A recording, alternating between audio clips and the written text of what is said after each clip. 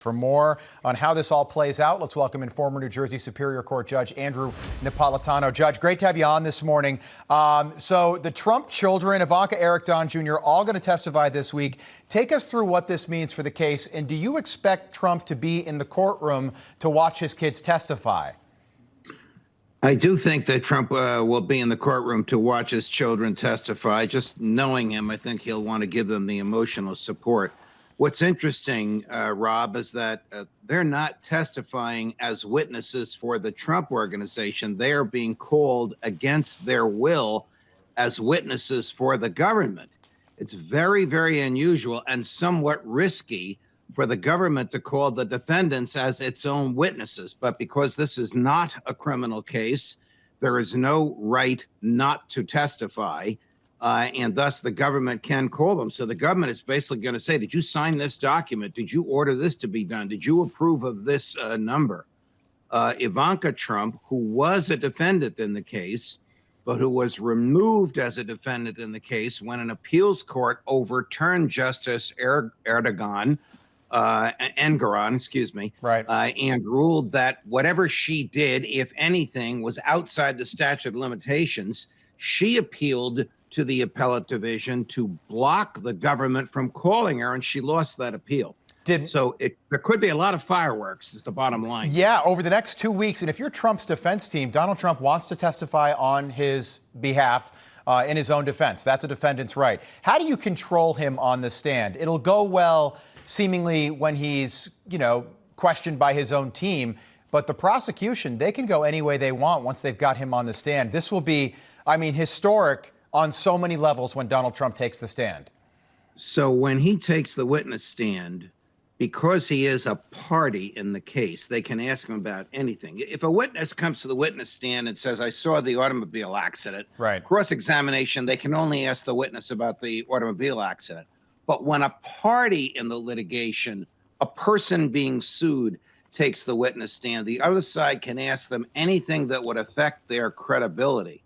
This is very, very dangerous for him because the prosecutors here, the government lawyer, they're not actually prosecutors, it's a civil case, pardon me. The government lawyers here can ask him about Mar-a-Lago and classified documents. Right. They can ask him about January 6th. They can ask him about the Georgia case. They can ask him if he really won the election. They can ask him if his lawyers told him if he won the election. So it's very dangerous and risky for him. How do you control him? You go through a lot of preparation, which, if you know him, is difficult to do. Yes, absolutely. And Michael Cohen testifying last week, did that hurt Donald Trump in the way the prosecution hoped it would? Not as much as they hoped it would, because Michael Cohen has a lot of baggage, and the former president's lawyers did a good job of bringing the baggage out. What was the baggage? Prior inconsistent statements, saying things to the press and saying things in his examination before trial, which we call a deposition, which were different from what he said in the courtroom.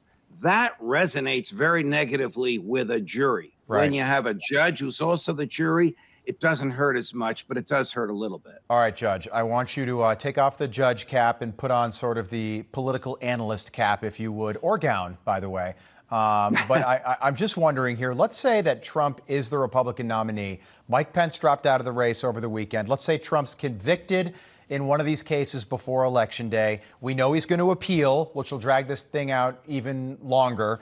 Could this actually all end up helping Trump when people actually go to vote? Because people will vote for Trump as a sort of a referendum on the corruption in our justice system.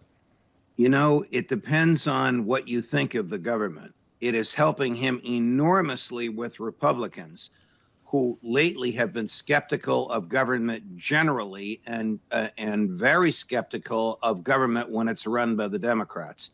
I don't know that it will hurt him as much with Democrats or with independents, but help him with Democrats or with independents. But with Republicans, it'll help him enormously. Every time he was indicted, his poll numbers went up. Yeah. Among Republicans, not amongst Democrats and independents who are probably secretly hoping that somehow he suffers enough defeats in the courtroom that they won't see his name on the ballot. Right. There are some, though. And again, this is assuming Trump's the nominee. Looks like he's going to be. That could change. We got about a year till Election Day. But I remember 2016, and it feels like this didn't happen as much in 2020, but it feels like we're back there in 2024. If Trump's the nominee, a lot of people would say publicly with friends in polite company, they would say, oh, well, I'm not going to vote for Donald Trump. But then when you close the curtain, you can pull whatever lever you want.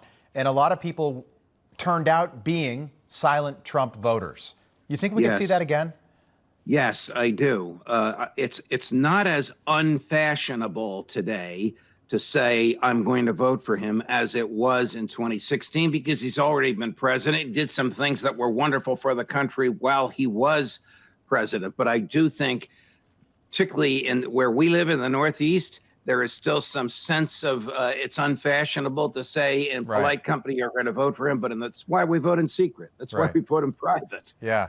Judge, great having you back on. Good to see you on this Monday morning, setting it all up for us. We'll keep an eye on how this plays out. It's going to be really interesting to see the Trump children on the witness stand. Grown adults, of course. Expect fireworks. Yeah, absolutely. All right, Judge, we'll have you back. Thank you.